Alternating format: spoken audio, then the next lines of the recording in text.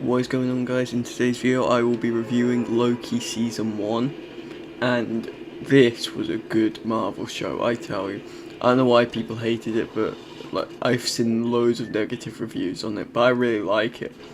In episode 1 they set off immediately with the Loki we left behind in Avengers Endgame, which I think just is incredible storytelling. Who knew in 2019 we would get that Loki, see that he's escaped the timeline, he's changed into like a different timeline, he's broken the timeline basically, because he picked up the Tesseract and ran away instead of being taken to Asgard, I think he was going.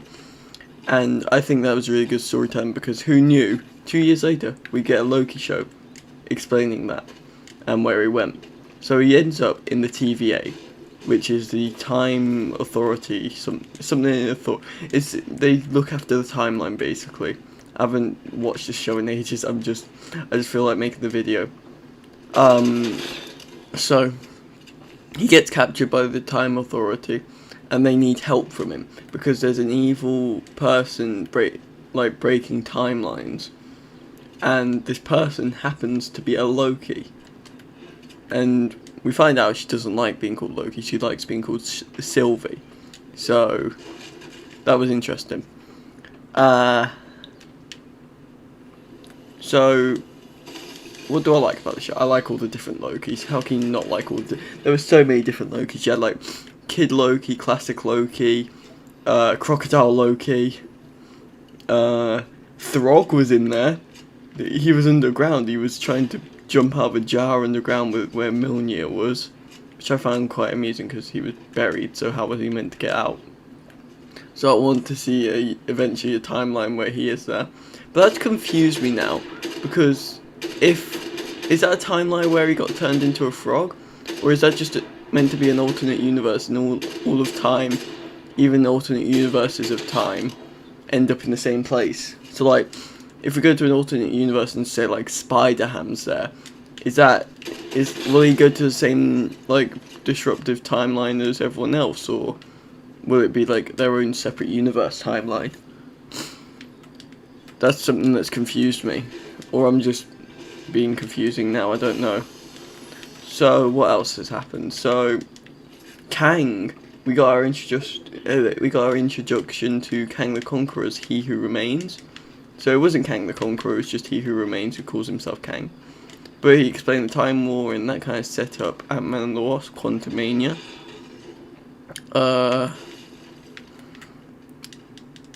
Sylvie ended up killing Kang, which meant the timeline broke. So who knows what could be happening right now in the MCU with like Thor: Love and Thunder. All that might not have been meant, that might not have meant, Kang might not have meant for that to happen. There we go, got my words.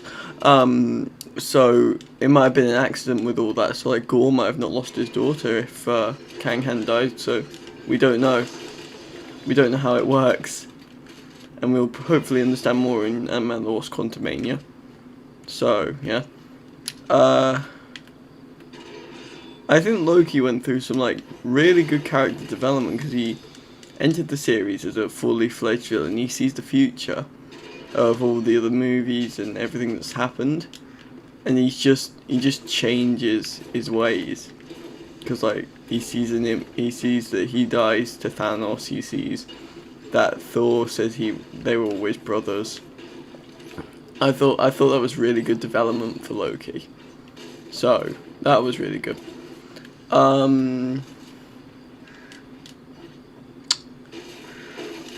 I thought, oh yeah, President Loki as well, he was good. The thing I find funny is Tom Hiddleston had to play like 2 Lokis. Like, I found that really funny.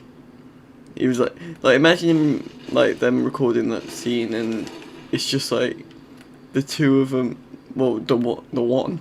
He's just talking to nothing, and then he has to talk to nothing again so he can do President Loki, which I found that was quite amusing. And then I think it was an army of Lokis President Loki was leading. So like, I don't know about that one, but I think it was an army of Lokis, because like, I saw one with like pipe horns on his helmet. Like they're made of pipes. So that was really cool. The big cloud creature, I can't remember what it was called, but it was the cloud creature at the end of time. But I thought that was a really cool one, especially classic Loki's sacrifice with the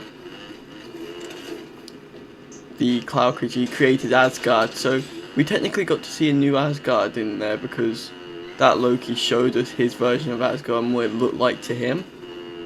So that was quite clever.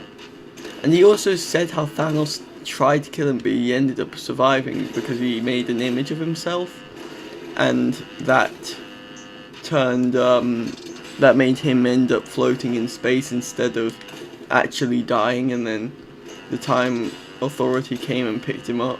The TVA, in fact, the TVA came and picked him up because he did the wrong thing. He did the thing he wasn't meant to do with time. So I thought that was like a clever way to bring him in. So that was clever. And then he sacrificed himself. But that leaves the question, did our actual Loki in Infinity War die? Or did he break the laws of time too? So that's a question in itself.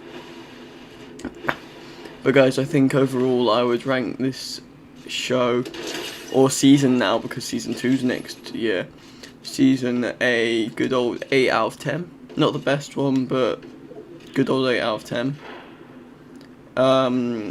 So I'd like to thank you all very much for watching. Don't forget to like and subscribe, and I will see you all in the next one. Goodbye.